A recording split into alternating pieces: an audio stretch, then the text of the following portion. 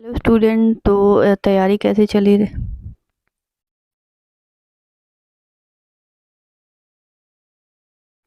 Hello student, आज हम पढ़ने वाले हैं आर के नारायण की एक स्टोरी जो मालगुडी डेज पर डिपेंड है, द टाइगर्स क्लॉ।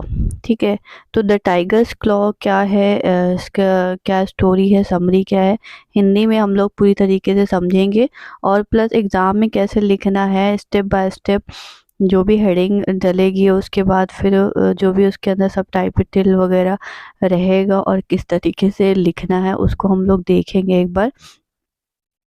तो द टाइगर्स क्लॉ स्टोरी है। सबसे पहले मैं क्या करूँगी, आप लोगों को एक समरी दे दूँगी, बस पढ़ के मैं समरी एक दे दूँगी कि स्टोरी क्या है। उसके बाद फिर हम लोग स्टेप बाय स्टेप सारी चीज़ें देख लेंगे। ठीक है, मैं आप लोगों को एक बार स्लाइड दिखा देती हूँ। कुछ इस तरीके की स्लाइड है, तो इस पर हम लोग बाद में बात करेंगे। सबसे पहले हम जो स्टोरी है वो स्टोरी देख लेंगे ताकि आप लोगों के माइंड में एक सेटिंग सी बैठ जाए कि स्टोरी क्या है। फिर इसके फिर इसी पर डिपेंड, स्टोरी पर डिपेंड ही ये सारी आपकी समरी रहेगी। तो चलिए स्टार्ट करते हैं एक बार स्टार्टिंग से। स्टोरी क्या है, कहानी का इंट्रोडक्शन ये है कि आर के नारायण की जो द टाइगर्स क्लॉ है, ये एक हास्य और रोमांचक से भरपूर है। ये एक साधारण आदमी की बहादुरी की कहानी है जो अनजाने में बाघ का सामना करता है और उसकी जान बच जाती है। कहानी की जो समरी है वो ये है, कहानी का मुख्य पात्र एक इंसान है, एक व्यक्ति है जो मालगुडी देश में रहता है। एक दिन वो जंगल से होकर यात्रा कर रहा होता है। अचानक उसकी मुलाकात एक खतरनाक बाघ से होती है। बाघ को देखकर वह घबरा जाता है, लेकिन जल्दी ही अपनी समझदारी से स्थिति को संभालने की कोशिश करता है।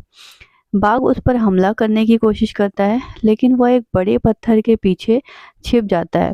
थोड़ी देर बाद जब बाघ पास आता है, तो वो एक लकड़ी का सहारा लेकर बाघ के पंजे पर वार करता है। बाघ दर्द से कराहता है और पीछे हट जाता है। हालांकि बाघ जो है वो पूरी तरीके से हार मानने को तैयार नहीं होता है।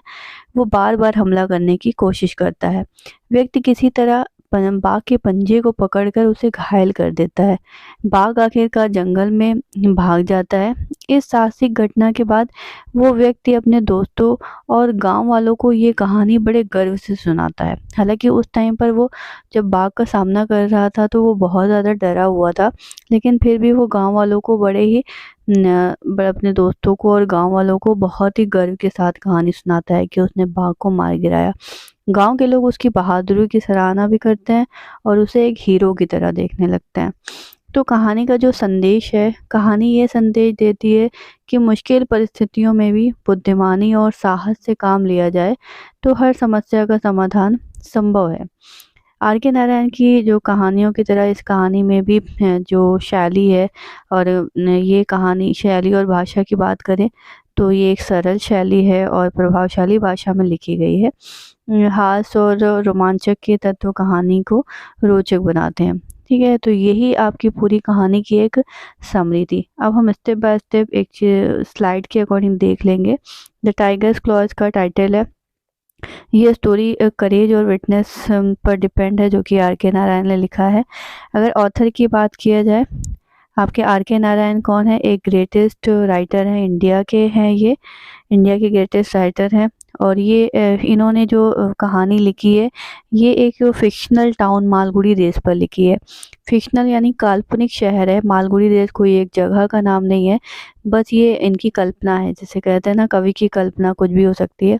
तो इन्होंने एक सेटिंग बैठा ली है अपनी कहानियों के लिए कि एक मालगुडी देश नाम का एक गांव है, वहीं पर ये सारी चीज़ें हो रही है। ठीक है, तो वो अपने सिंपल और रिलेटेबल स्टोरी टेलिंग के लिए जाने जाते हैं। आर के नारायण जो है, उनका जो फेमस वर्क है, सबसे ज़्यादा फेमस हुआ था वो था स्वामी और friends. Swami and friends Malgudi देश का ही है, स्वामी एंड फ्रेंड्स। तो ये सबसे ज़्यादा पॉपुलर हुआ था मालगुडी देश के जितनी भी स्टोरीज हैं उनमें। इस कहानी में की कैरेक्टर की बात की जाए तो एक नायक है, प्रोटैगनिस्ट यानी नायक। एक कौन है, एक ऑर्डिनरी विलेजर है जो थोड़ा साहस दिखाता है।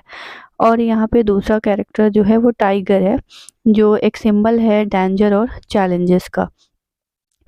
इसकी स्टोरी की बात की जाए तो जो लोकेशन है वो जैसे कि मैंने बताया कि मालगुडी डेज़ पर डिपेंड है, और ये एक मालगुडी डेज़ के पास ही फॉरेस्ट है, जंगल है, वहाँ की कहानी है। हालाँकि आप ये लोग ये समझते रहिए कि मालगुडी डेज़ कोई जगह का नाम नहीं है, बस एक काल्पनिक गाँव है, काल्पनिक जगह है। बस उसके नियर फॉरेस्ट है, जंगल है, वहाँ की सेटिंग या लोकेशन बताई गई है इस कहानी में।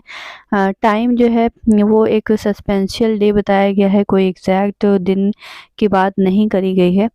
इस कहानी की समरी की बात किया जाए तो जो नायक है वो जंगल में आता है, जंगल में एंटर करता है किसी काम के लिए, और और क्या करता है, जो टाइगर है जो डरा रहा था, टाइगर उसको इनकाउंटर कर देता है, यानी मार भगाता है उसको, सॉरी इनकाउंटर करने की कोशिश करता है टाइगर को, यानी उसको फेस करता है टाइगर को। स्टार्टिंग में तो वो बहुत ज़्यादा डरा हुआ रहता है, लेकिन उसने थोड़ा-सा बुद्धिमानी दिखाई और टाइगर को फेस किया। ठीक है। इस कहानी में जो है और जो नायक होता है वो लार्ज रॉक होती है, बड़ा पत्थर होता है उसके पीछे छिप जाता है, और टाइगर का जो क्लॉ है, टाइगर्स का जो पंजा है, उसको एक स्टिक से इंजर करने के लिए, घायल करने की कोशिश करता है, और करता भी है।